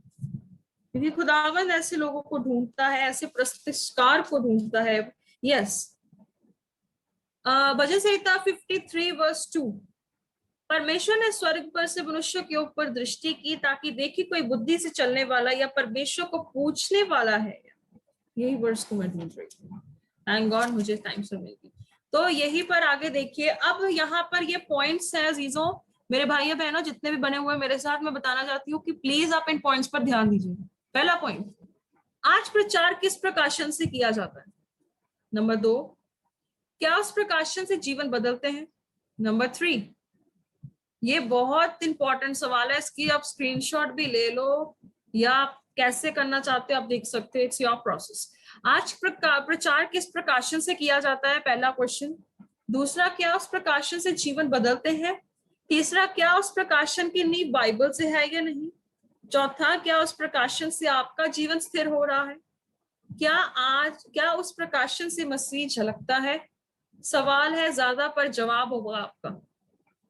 हालेलुया। ये तभी मैंने लिखा कि आज आप प्रचार किस प्रकाशन से करते हैं। क्या आपका प्रकाशन पवित्र आत्मा की ओर से होता है कि लूसीफर से होता है। लूसीफर को भी बाइबल आती है, आप सब जानते हैं। जब टेस्ट हुआ यीशु मसीह का तो वो बाइबल के तरफ को लेकर आया, but Jesus was very wise. परमेश्वर भी बहुत स्मार्ट थे, उन्होंने भी बड़े अच्छे से उसको जवाब दिया। क्या उस प्रकाशन से जीवन बदलते हैं। क्या आप जब प्रचार करते हैं, क्या वाकई लोग तौबा करते हैं कि यस मैं गलत हूं, मैं गुनाहगार हूं। क्या ऐसे प्रकाशन से लोग आपके सामने जीवनों को बदलते हैं। क्योंकि जब यीशु ने प्रचार किया, यीशु ने बोला, जब यीशु मसीह का प्रकाशन, जब उनका जो ग्लोरी लोगों पे प्रकट होती थी, वे बेचारी पापी पियक्कड़ टैक्स कलेक्टर्स के जीवन ऐसे बदले जब उन्होंने एक बार कहा follow me. Hallelujah, praise the Lord. आपका जीवन भी ऐसा होना चाहिए। क्या उस प्रकाशन से आपका जीवन स्थिर हो रहा है। Matthew chapter 7:25 I believe so, वहां लिखा है कि जो मेरी बातों को मानता है उसका घर कहाँ बन रहा है, चट्टान पर। क्या उस प्रकाशन से मसीह झलकता है। आपके प्रचार से क्या यीशु है, गॉस्पल है, सुसमाचार जुड़ा है। कुछ भी बोलो, पर हर एक चीज का ये होगा, सवाल है ज्यादा पर क्या जवाब होगा आपका। सवाल बहुत है, आंसर कैसे मिलेंगे ये आपका। देखिए इफिसियों 8:12 में लिखा है, कहते कि मुझ पर यह अनुग्रह हुआ कि मैं परमेश्वर के अगमय धन का सुसमाचार सुनाऊं। अगर आपको याद होगा तो हिडन ट्रेजर, मैंने इस बात पे प्रचार किया था, सब पर ये बात प्रकाशित करूं कि इस भेद का प्रबंध क्या था जो परमेश्वर ने शुरुआत से गुप्त रखा था। परमेश्वर ने शुरुआत ही से सब कुछ सीक्रेट में रखा था, बट पौलुस के द्वारा परमेश्वर ने इन सभी चीजों को रिवील किया। तभी आपके पास, मेरे पास उसकी 13 पत्रियां हमारे पास हैं, ताकि अब कलीसिया के द्वारा परमेश्वर के नाना प्रकार के ज्ञान प्रधानों अधिकारियों स्वर्गीय स्थानों में है प्रकट किया जाए। अब आप सब पर ये प्रकट है कि आप कौन है। कुरिन्थियों से लेकर दूसरा तिमोथियुस तक आप देख सकते हैं, रोमन से लेकर आप देख सकते हैं, रोमन से एक्ट से लेकर जब सेकंड तिमोथी तक आप देख सकते हैं, वहां पे कैसे उसने बड़ी दलेरी से परमेश्वर का वचन बताया। हालेलुया, वो सभी आप पढ़ सकते हैं। और तभी हमें हमेशा ये भरोसा आश्वासन मिलता है कि हम मसीह के सामने अपने आप को आ सकते। ये जो है आखिरी वाला पॉइंट आ जाएगा जहां पर हम पहुंच चुके हैं। जब वो पौलुस कहता है कि जब मैंने प्रभु यीशु मसीह का प्रकाशन पाया, प्रभु यीशु मसीह के बारे में जाना, वो पहले बताता है कि मैं यहूदियों की ही थियोलॉजी के साथ चलता था। मैं लोगों को सताता था, नाश करता था, और मैं यहूदी बाप दादाओं की तरह ही बहुत चलता था और बहुत ही उत्तेजित था। वो इतना पैशनेट था कि जब यीशु के एनकाउंटर से पहले वो कैसे लोगों का घात करता था। प्रेरितों की पुस्तक उसका पढ़ सकते हैं, घर पे पढ़ सकते हैं। 8 आयत से जब स्तिफनुस की मौत उसने करवाई, जब बहुत सारे लोगों को सताया, 9वीं आयत में उसका बदलाव हुआ। परंतु परमेश्वर की जिसने मेरी माता की गर्भ ही से मुझे ठहराया, अपने अनुग्रह से बुला लिया, जब इच्छा हुई कि मुझ में अपने पुत्र को प्रकट करे कि मैं अन्य जातियों में उसका सुसमाचार सुनाऊं, तो ना मैं मांस और लहू से सलाह ली। यहाँ पर एक पॉइंट आ गया कि माँ की गर्भ से पहले, जैसे यिर्मयाह की 5 में लिखा, माँ की गर्भ से पहले मैंने तुम्हें चुना। साम्स 139 में आप पढ़ सकते हैं कि सब कुछ बुक्स में पहले लिख दिया गया था। जेनेसिस चैप्टर 1:26, हम उसकी इमेज में बनाए गए थे, we were made in his image. पर उसके नेचर में बनने के लिए हमें देखने की जरूरत है। आप जब ये हिजकिय्याह चैप्टर 1:26 में आप आगे पढ़ सकते हैं, वहां लिखा है कि जब ये हिजकिय्याह ने दर्शन पाया, हिजकिय्याह ने वहां पर सिंहासन में एक विराजित देखा, जो ऊपर से सिर से हिप तक इंसान था, पर उसके पैरों के तले आग ही आग थी, और वो पित्तल की नाई था। परमेश्वर ब्रास, पता को ब्रास, आई बिलीव जो सभी जानते हैं ब्रास को, ब्रास मेटल कभी खराब नहीं होता, उसको कभी जंगाल नहीं लगता, उसको रस्ट नहीं लगता, वो इतना वो अच्छा मेटल। सो यही लिखा कि जब इच्छा हुई कि मुझ पे अपने पुत्र को प्रकट कर, आप पर अपने बेटे को यीशु को प्रकट किया, परमेश्वर ने आप पर बेटे को, आप you should feel proud of yourself कि जीसस क्राइस्ट मेरे अंदर है, यीशु मसीह मुझे जानते हैं। ये बात अजीजों सब जानते हैं कि कोई क्रूस पे मरा हुआ है, पर आप इस बात को जानते हैं कि उसकी कब्र भी खाली है, क्रूस भी खाली है, और हमेशा के लिए जिंदा है, और वो जल्द आने वाला है। हालेलुया। तो इसलिए क्या कि ना यरूशलेम के पास गया जो पहाड़ जहाँ पे मैं पहले प्रेरित था, फिर उसके बाद वो अपनी जो जर्नी को एक्सप्लेन करता है कि मैंने कैसे कैसे जो है मिला। फिर वहां पर 3 साल वहां पे रहा, यरूशलेम में गया, फिर वहां 15 दिन वहां पर रहा, याकूब को छोड़ वो किसी और को नहीं मिला। जो बातें मैं तुम्हें लिखता हूँ, देखो परमेश्वर की उपस्थिति जानकर कहता हूँ कि वे झूठी नहीं है। आप जहां पे भी प्रभु का काम करते, प्रभु आपके साथ है, वहां पर कोई भी झूठी गवाही, झूठी प्रोफेसीज, झूठी साक्षी देने की जरूरत नहीं है, पर आज लोग करते हैं। और जहां पर ये चीजें चलती हैं, बाइबल बताती है वहां परमेश्वर नहीं, झूठी प्रोफेसीज होती हैं, झूठे वचन बताए जाते हैं, वहां पे प्रभु नहीं है। परंतु यही सुना करती थी। वहां पर एक और भी बहन थी जो मेरे मुंह में, जिन्होंने उनका मुंह नहीं देखा था, यहूदिया की कलीसिया में जिन्होंने पौलुस को नहीं देखा था, वो डरते थे कि जब वो पौलुस का सताव उन्होंने देखा, सुना था कि वो कैसे सताता था, पर जब उसे उन लोगों को पता लगा कि उन्होंने भी यीशु का वचन सुना, एक्सेप्ट किया, सैल्वेशन को एक्सेप्ट किया, तो वो कहती है कि जब उन्होंने ये सुना तो उन्होंने भी परमेश्वर की बड़ाई की। हालेलुया। अब यहाँ प्रेरित पौलुस और पतरस का मिलना होता है। क्या आपको पता था कि पतरस और पौलुस मिले थे इस समय? नहीं पता। और इसीलिए मैं बता रही हूँ कि प्रेरित पौलुस और प्रेरित पतरस का मिलन हुआ था जब वो कहाँ पे थे, यहाँ पर आप आते 3 बरस के बाद कैफा से भेंट करने के लिए यरूशलेम को गया, वहां पर 15 डेज रहा। उन्होंने वो डिस्कशंस की होंगी कि प्रभु यीशु की सैल्वेशन कितनी इंपॉर्टेंट है, प्रभु यीशु मसीह ने हमारे लिए क्या कुछ किया है, उसने अपनी गवाही को बताया होगा, उसका एनकाउंटर बताया होगा कि कैसे मेरे साथ हुआ। वो अपनी सेवकाई के कामों को बताता होगा पतरस को, क्योंकि पतरस ने मसीह को देखा, मसीह का अंगीकार किया, इनकार किया, फिर काम किया, वो सभी बातों को देख चुका था। वो इस बातों से ताज्जुब होगा कि पौलुस के जीवन में भी प्रभु ने कैसे काम किया, इतनी इतनी अच्छी अच्छी चीजें उसके जीवन में हुई है। और वही पतरस जो पौलुस से मिला, वही पतरस पौलुस के बारे में कहता है कि कई बातें पौलुस की समझ में नहीं आती। तो आप देख सकते हैं इनका मिलन होता है, बहुत सारे लोगों को ये पता नहीं है, क्योंकि वहां पर आप टेक्स्ट जब पढ़ेंगे तो मैं आपको बताती हूँ, प्रेरितों के काम 9 की 26 से 30 में यरूशलेम में पहुंचकर उसने चेलों के साथ मिल जाने का उपाय किया। किसने उपाय किया? पौलुस ने। परंतु सब उससे डरते थे, क्योंकि पौलुस, पतरस और बरनबास ये सभी वहां पर थे, सॉरी पतरस वगैरह सब वहां पर थे, याकूब था, सभी वहां पर थे। और वहां पर जाके उसने क्या किया वो बताया, क्योंकि उन लोगों को प्रतीति ना होता था कि वह भी चेला है, उन्हें विश्वास नहीं होता था कि yes he was a believer, पौलुस एक बिलीवर बना। परंतु बरनबास उसे अपने साथ प्रेरितों के पास ले जाकर उसको क्या था मैं बता देती हूँ, यहाँ पे क्या लिखा है, जाकर उनसे कहा कि इसने किस रीति से मार्ग में प्रभु को देखा, और इसने इस बातों को कैसे विश्वास किया, फिर दमिश्क में कैसे प्रभु के साथ उसका एनकाउंटर हुआ, वह उनके साथ यरूशलेम में आता जाता रहा। फिर वो पतरस के साथ मिंगल होकर, सभी चेलों के साथ मिंगल होकर वो क्या था, प्रभु का काम करता, निर्धड़क होकर प्रभु के नाम का प्रचार करता था, यूनानी भाषा बोलने वाले यहूदियों के साथ बातचीत करता था, वाद विवाद करता था। वह सारे मार डालने का यत्न करने लगे। क्यों? क्योंकि याकूब की हत्या की गई थी, उसका गला काट दिया गया था, उसे जब पकड़ा गया था, फिर उसके बाद पतरस को पकड़ा गया, पतरस को परमेश्वर ने रिलीज किया, वो वहां पे गया। फिर आप पढ़ सकते हो, सारी book of acts is very marvellous book, बहुत अच्छी रसूलात करतब पंजाबी में कहा जाता है, उसको पढ़िएगा जरूर, पता लग जाएगा कि प्रेरितों की सेवकाई कैसी थी और हमारी आज की सेवकाई कैसी। परंतु वह ये जानकर भाई उसे कैसरिया से ले आए, परंतु और तरसुस की ओर भेज दिया, टर्की की ओर भेज दिया उसको। ठीक है, सो ये चीजें थी कि इनका मिलन हुआ था, ये लोग मिले थे, और मुझे लगता है कि उनके खास 15 दिन होंगे कि इतना सताव सहने के बाद भी, इतना कुछ होने के बाद भी सारी चीजों को शेयर किया होगा, सारी चीजों का प्रार्थना, आराधना, स्तुति, ये सब कुछ उसने किया होगा। आगे देखेंगे, ये लास्ट स्लाइड है। आप किस में खुद को पाते हैं? In what do you find yourself? आज आप अपने आप को किस में पाते हैं? ये एक इमेज है, मैंने शुरू में नहीं लगाई है, मैंने लास्ट में लगाई थी।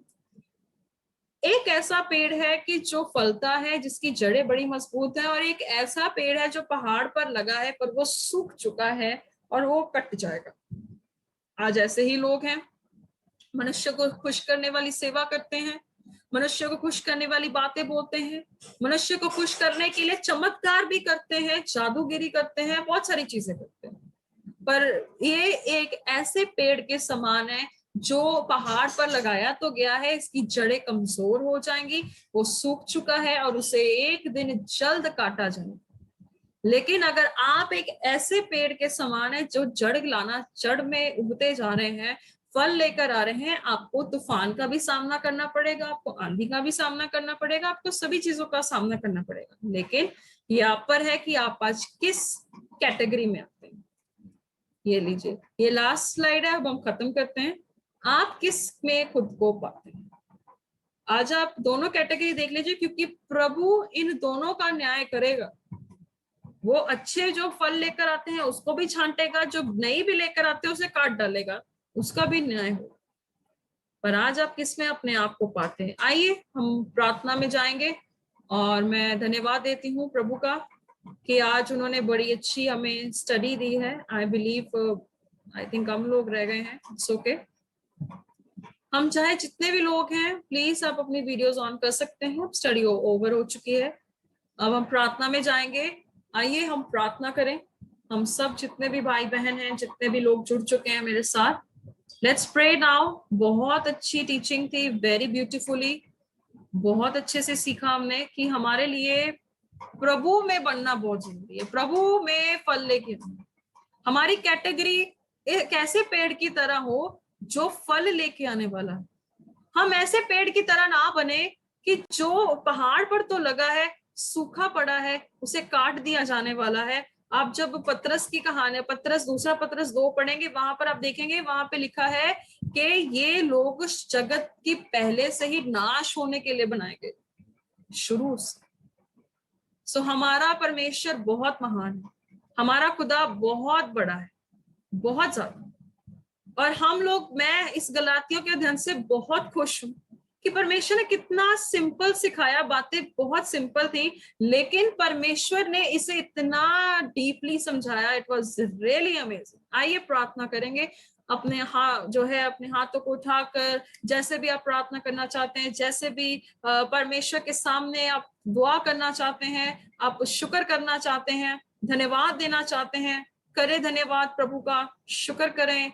प्रभु तेरा धन्यवाद, परमेश्वर आपका धन्यवाद हो कि आपने हमें इतना अच्छा सिखाया। प्रभु जी, आपने हमें बताया परमेश्वर कि हमें इंसान के लिए सेवा नहीं करनी, हमें इंसान को खुश नहीं करना है। प्रभु जी, हमारा बुलाया जाना आपसे था, आपके द्वारा था, आपके लिए था और आपके साथ था मेरे पिता परमेश्वर। हम लोग किसी इंसान के लिए नहीं, हमारा बनाया जाना खुदा के स्वरूप में था, हमारा काम करना भी उसके सम्मान है और हमारा इस धरती पर फैलना उसके लिए है। हालेलुया, प्रभु को तेरा धन्यवाद।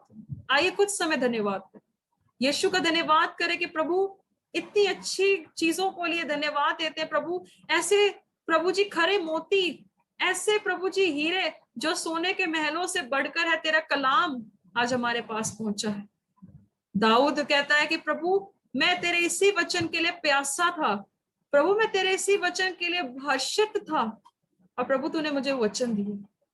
जो यीशु कहते हैं, जो मेरे पास आता है वो कभी भूखा ना रहेगा, वो कभी प्यासा ना रहेगा। Hallelujah, thank you Jesus. आइए कुछ समय धन्यवाद करें। धन्यवाद प्रभु, धन्यवाद पिता परमेश्वर, स्वर्गीय पिता तेरा शुक्र करते हैं, तेरी तारीफ करते हैं खुदा, इतने अच्छे वचनों के लिए मेरे पिता परमेश्वर, जो प्रभु जी सच्चे मोती आपने हमें दिए। मेरे पिता तेरा धन्यवाद हो, थैंक यू जीसस, धन्यवाद हो प्यारे पिता, धन्यवाद देते हैं स्वर्गीय पिता। अद्भुत कार्य करने वाले पराक्रमी स्वर्गीय पिता, तेरा शुक्र करते हैं प्रभु कि प्रभु यीशु मसीह आपने अपने भेदों को बालकों पर प्रकट किया। मेरे प्यारे पिता, तेरा धन्यवाद हो। Thank you Jesus. प्रभु जी, तेरा वचन कहता है कि हे छोटे झुंड मत डर, क्योंकि परमेश्वर को भाया है कि वो तुझे अपना राज्य दे। पिता धन्यवाद देते हैं प्रभु, आपने हम जैसे छोटे झुंड को चुन लिया मेरे प्रभु। इस तमाम प्रभु बड़ी भीड़ में प्रभु आपने हम पर ध्यान दिया। मैं धन्यवाद देती हूँ पिता, तेरा शुक्र करते पिता, आपने हमें इतने खूबसूरत वचनों से नवाजा मेरे प्यारे पिता। प्रभु सच में बहुत सारे लोग नरक की ओर बढ़ रहे हैं प्रभु जी। सच में प्रभु जी, जिस समय वो जन्म लेते हैं उनके मरण तक प्रभु वो असफल जीवन जीते हैं पिता परमेश्वर। उनके लिए प्रभु जो शुरू से ठहराई गई एक डेस्टिनी होती है प्रभु, पर आपने हमारे लिए हमारी डेस्टिनी को चेंज कर दिया प्रभु। तेरा धन्यवाद हो पिता परमेश्वर, तेरा धन्यवाद हो स्वर्गीय पिता, तेरा शुक्र करते मेरे महान परमेश्वर। Hallelujah, thank you Jesus. आइए हम प्रार्थना करेंगे, हम प्रभु के पास जाएंगे और कहेंगे पिताजी, आज हमारे लिए परमेश्वर से बढ़कर आप मेरे पिता हैं, हम आपकी संतान है पिता, और हमारे लिए आज एक नया कार्य कर। प्रभु का कहता है वचन कि मैं तेरे लिए एक नया कार्य करूंगा, तुम मुझसे अनजान नहीं रहोगे। Hallelujah, come on let's we pray. हम प्रार्थना करेंगे सभी, हम प्रभु की हजूरी में प्रार्थना करेंगे। सर्वशक्तिमान स्वर्गीय पिता, मेरे महान परमेश्वर, प्रभु यीशु मसीह के नाम में पिता हम तेरी हजूरी में आते हैं पिता परमेश्वर। प्रभु तेरे धन्यवाद, आपको शुक्र तारीफ और जयकारों की पिता, आपने हम पर अपने राज्य को प्रकट किया। जैसे पौलुस कहता है, जब इच्छा हुई तब आपने अपने बेटे को हम पर प्रकट किया मेरे प्रभु। सच में पिता, ये बहुत बड़ी बात है कि हम ऐसे यीशु को जानते हैं जिसने मौत पर, कब्र पर और नरक पर फतेह पाई है पिता। बहुत सारे लोगों की कब्रें आज बंद हैं प्रभु, बहुत सारे लोग सो चुके हैं प्रभु। प्रभु जी, मुर्दों की कोई आशा नहीं, पर आप मुर्दों से जिंदा हमारे लिए एक जीवित आशा बने पिता।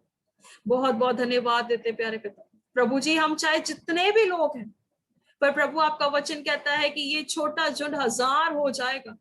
प्रभु हम जानते हैं कि हम चाहे सभी लोगों तक पहुंच नहीं पा रहे, पर मीडिया के थ्रू प्रभु हम हजारों तक पहुंचते हैं पिता परमेश्वर, हजारों तक हम पहुंच रहे हैं पिता परमेश्वर। प्रभु तेरा धन्यवाद। प्रभु जी, आज जितने भी ब्रदर चौली प्रभु शरण के लिए मैं प्रार्थना कर रही हूँ मेरे प्रभु जी, आज ब्रदर दलवीर के लिए प्रार्थना कर रही हूँ प्रभु, जो सेवकाई में लगे हैं, जो मेरे साथ नहीं पर आपके साथ जुड़कर सेवकाई में लगे पिता पिता परमेश्वर, मैं प्रार्थना करती हूँ प्रभु इन लोगों को असीम सामर्थ और बुद्धि दे पिता परमेश्वर। खुदावंद प्रभु, मैं प्रार्थना करती हूँ कि जब ये गाएं, जब ये बजाएं पिता परमेश्वर, आपकी सामर्थ इनके साथ बनी रहे पिता परमेश्वर। मैं प्रार्थना करती हूँ, वचन में लिखा है कि प्रभु हम लोग ऐसी जड़ें बने प्रभु जी, जो प्रभु नदी के किनारे लगे गए हैं प्रभु जी। हम प्रार्थना करते पिता परमेश्वर, ये तीनों लोगों के लिए मैं प्रार्थना कर रही हूँ पिता, ये ऐसे लोग बन जाए पिता परमेश्वर जिनके द्वारा प्रभु बहुत से लोग अंधकार से ज्योति में आ जाए प्रभु जी। जैसा जैसा अंधेरा बढ़ता जा रहा है वैसे तेरी ज्योति बढ़ती है पिता, ये लोग भी ऐसे बन जाएं जो चमकने वाले हो जाएं पिता, इनका जीवन बदल दे प्यारे पिता। इनके जीवन में जो प्रार्थना की कमी हो, वचन की कमी हो प्रभु, तेरा वचन कहता है हम अविश्वासी भी क्यों ना हो, फिर भी आप वफादार है पिता, फिर भी आप वफादार है पिता परमेश्वर। प्रभु जी, इनके जीवन में जो भी कमी है यीशु के नाम से आज इनकी सारी कमी यीशु के नाम में पूरी हो जाए पिता परमेश्वर। इनका वचन पढ़ना, इनका प्रार्थना करना, इनके गीत गाना परमेश्वर, इनके लिए लिखना प्रभु, जो छोटे छोटे कामों में इनका हाथ है पिता, तेरा वचन कहता है वो मेहनत व्यर्थ नहीं जाती मेरे स्वर्गीय पिता परमेश्वर। इनके घरों में, इनके परिवारों में जो लोग नहीं बचे वो बचने पाए पिता परमेश्वर। इनके हर काम में बरकत दे, इनके हर काम में अपनी आशीष दे। मैं गीता के लिए, सिस्टर ज्योति के लिए प्रार्थना करते पिता, अपने जिंदा हाथ को इन पर भी बढ़ा मेरे प्रभु, अपने सीधे हाथ को बढ़ा पिता, जो प्रभु जी सीखने के लिए इतने मन से आए हैं पिता परमेश्वर, यीशु के नाम से प्रभु जी इनकी ग्रोथ होने के लिए हम प्रार्थना करते पिता परमेश्वर। इन अंत के दिनों में मेरे प्रभु जी कोई भी भरमाने ना पाए प्रभु जी, सच्चाई से कोई दूर ना जाए पिता परमेश्वर, कोई भी भरमाने ना पाए यीशु मसीह के नाम से प्रभु जी। शैतान की सारी बातों को मैं बाइंड करती हूँ प्रभु यीशु मसीह के नाम से पिता परमेश्वर। I bind them in Jesus name। हर एक इब्लीस की ताकत बांधते हैं यीशु के नाम से, हर जरूरत स्वर्ग से पूरी हो इनके लिए यीशु मसीह नासरी के नाम में। मैं धन्यवाद देती हूँ, मैं फिर से सभी लोगों को तेरे जिंदा लहू में छुपा देती हूँ प्रभु जी। पिता, इनकी सारी जरूरतें आप पूरी कर रहे हैं, मैं धन्यवाद देती हूँ पिता। आप काम कर रहे हैं पिता परमेश्वर, तेरा धन्यवाद देते हैं पिता। तेरा वचन कहता है कि परमेश्वर आप उंगलाते नहीं, आप सोते नहीं, आप देखते रहते हैं पिता परमेश्वर। आप हमारे परमेश्वर हैं, पर उससे बढ़कर हमारे लिए पिता है जो हमेशा के लिए अपने बच्चों के लिए जिंदा है। मेरे पिता परमेश्वर तेरा धन्यवाद। आने वाले समयों में प्रभु जब हम गलातियां और सीखें, प्रभु हमारी मदद कर, हमारी सहायता कर, और लोगों को भी आने दे पिता जो सीखना चाहते हैं प्रभु, जो सीखे बाद में खुदावंद ने भी आशीष और बरकत दे। धन्यवाद देते पिता, अपने आप को भी तेरे हाथों में सौंपती हूँ प्रभु जी। हर जरूरत यीशु में पूरी कर मेरे प्यारे पिता परमेश्वर। हर सोर्सेस के लिए मैं धन्यवाद देती हूँ जो मनुष्य के लिए संभव है वो प्रभु के लिए संभव है। आपने संभव किया पिता कि हम इसे कर सकें। प्रभु तेरा धन्यवाद पिता। आने वाले समय में और कार्य कर और लोगों को जोड़ मेरे प्रभु जी, ताकि हम आपके राज्य में खुशी और आनंद के साथ इन सभी भेड़ों को जो मेरे साथ जुड़ी हैं प्रभु, जो इनके साथ जुड़े वो स्वर्ग में जब पहुंचे तो आनंद होकर प्रभु तेरी महिमा करें। धन्यवाद देते पिता, हमारा राज्य नहीं पर तेरा राज बढ़े, तेरी इच्छा पूरी हो पिता परमेश्वर। प्रभु तेरे नाम में हम भेड़ों को देख सके पिता, अगुवाई कर, सामर्थ दे। सारी दुआ को यीशु मसीह के नाम से मांगते हैं, आमीन आमीन आमीन।